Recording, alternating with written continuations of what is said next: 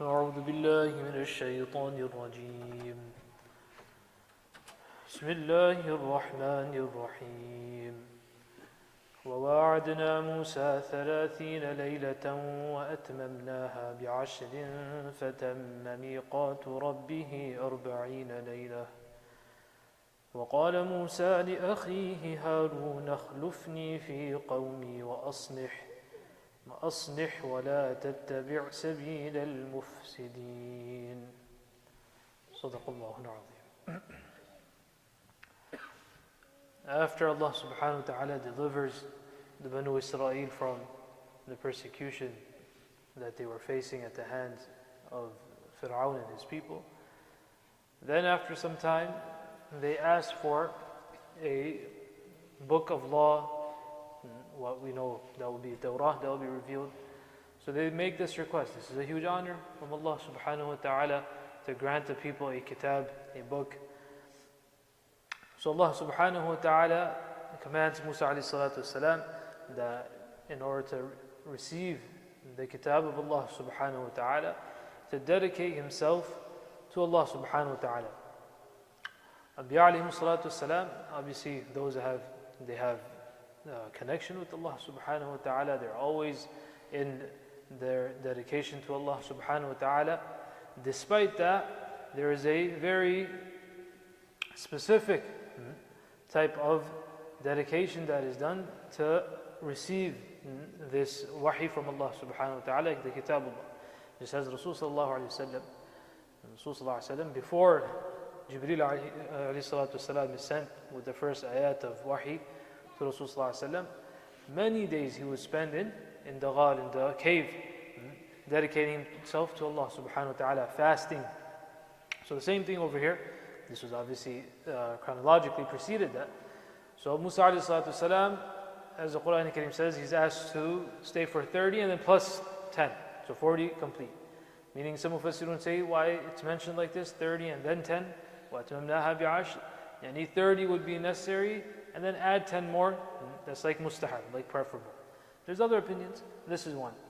So Allah subhanahu wa ta'ala promised to Musa alayhi salatu wasalam that these 30 days and on top of that 10, which would make it 40,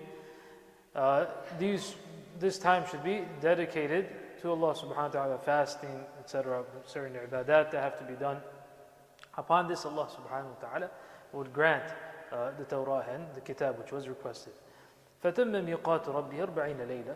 And the appointed time came and it was completed. Now, when it's time to go receive the kitab of Allah, it's time to receive this book which is to be revealed, which is to be given to Musa alayhi salatu wasalam for the hidayah and guidance of Banu Israel. Now, during this time, he would be, obviously, he is gone for this amount of time. For this time, when he's dedicating himself to this, and then he would receive the kitab of Allah. Whilst he is absent, then what should happen? There's a very important lesson for us in this. That Musa alayhi salatu wasalam, in his absence, he tells, وَقَالَ مُوسَى لِأَخِيهِ هَارُونَ. He tells his brother Harun alayhi salatu wasalam, أُخْلُفْنِي فِي قَوْمِي. That be my substitute. Succeed me amongst my people. أُخْلُفْنِي فِي قَوْمِي. The first lesson to take is the importance, and what do we take from this? How does it pertain to us? That as an ummah, as a community, as we move forward and as we speak about development and communal development, one of the integral parts of communal development is to actively seek out individuals who can take upon the task and continue that task. Actively seek out. Who's the person that would be good for such and such task? Who is correct for becoming our imam next, our teacher next, the face of the community when it comes to public relations? This shows that the community cares. Haphazardly, whatever happens, let it go. This means that there is no care for them. So this is part of nubuwah. Any Nabi, what's the job of the Nabi? To create a jama'ah, to create an ummah.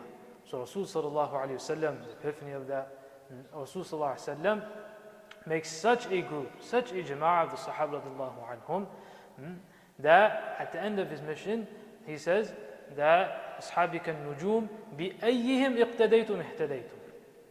No one in the history can say such a comment, so make such a definitive statement. The Rasul says that my ashab, my companions, each and every one of them are like stars. One of them, two of them, maybe four, the Khulafa Arba'ah, maybe just the Ashara Mubashara, maybe only the Badriyin. No. بِأَيِّهِمْ اِقْتَدَيْتُمْ. Any one of them you take and you follow how their amal, their practice, how their thinking was, their mentality, their ideology, their psychology.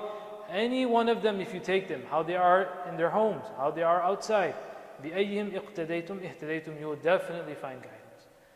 So Rasulullah, as we see the Sunnah, this is all part of the Sunnah. So as we see that Sunnah has certain applications, part of community development also has a Sunnah to it. The way to develop a community, the goals to keep, the things to keep in mind, there's a Sunnah in that as well. So that, as we see, both Rasulullah and every Nabi who achieved, and then the Sahaba anhum, did they leave that Sunnah? Because it's all Sunnah. If Rasulullah developed a community, a jama'ah, a group, then what is the responsibility upon the Sahaba now? To develop the Tabi'un. So now that's what they did. Such that many Sahaba radiallahu anhum, they would say about their student that whenever I know that the student has this knowledge as well. Whatever qira'ah, whatever tafsir, whatever I know, I have passed it over, and I am happy to leave this person as the one who will succeed me. So from this, what do we see? لِأَخِيهَا أُخْلُفْنِي. That number one, stipulating someone who's there, and to seek that person out, not to leave it up to chance. And how will we make a successor? You have to develop them. That's obvious. So investing into that. Investing into human resources, people, things, stuff, those will come. That's there, that's possible, that's necessary as well. But the greatest investment is human resource. في قومي. What does he say? أخلفني في قومي. So him leaving for a time is not a complete detachment. He still says, my people. The Nabi is shafiq upon his ummah. The Nabi has care for the ummah. He holds the ummah very near to him. That doesn't mean to say that he will not reform the ummah. See, these aren't two contradictory things. That because you care and love for someone, you let them do whatever they want. In fact, that is the opposite. Letting them do whatever. Everyone says they love their child. So if the child is putting their hands into the fire, what do you say? Let him do it. It's just a kid. No, it's dangerous. So the qawm, the Nabi is shafiq ala qawmi. He cares for his qawm. He spends his nights crying for his people.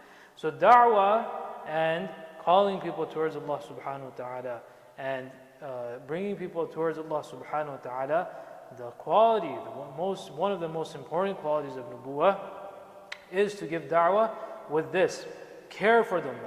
Not to say that you are all, as it comes in hadith that Rasulullah said, whoever says, قَدْ هَلَكَ النَّاسِ فَهُوَ أَهْلَكَهُمْ. Whoever says that everyone is destroyed. Sometimes we hear such type of comments, that everyone's gone, hopeless. Rasulullah says, whoever makes such a comment, فَهُوَ أَهْلَكَهُمْ. That means you've destroyed them. That's one. The other left is, فَهُوَ أَهْلَكُهُمْ. That the other interpretation is that whoever says such a statement, then he is the most destroyed. You're the worst. You're the most. If you say everyone is like this, then that makes you even worse. So لِأَخِيهَا أُخْلُفْنِي فِي قَوْمِي وَأَصْلِحْ. Reformation is necessary. Reformation is necessary. It doesn't mean say, as we said, that just the shafaqah and care means that you let everything go haphazardly. There is no concern that are you practicing, are you not practicing. The method obviously requires much hikmah, requires much wisdom, requires that that a person thinks about that and sees that which situation, what fits in which situation. So وَأَصْلِحْ, he leaves this nasiha and advice to Harun alayhi salatu wasalam, that make sure you are concerned about their islah and their reformation as well. وَلَا تَتَّبِعْ سَبِيلَ الْمُفْسِدِينَ, do not follow the path of mufsidin, those who sow corruption. One way of sowing corruption is what? That you don't care about it. That's one way of fasad. That not tending to what needs to be tended to, but that is part of ifsad and causing corruption.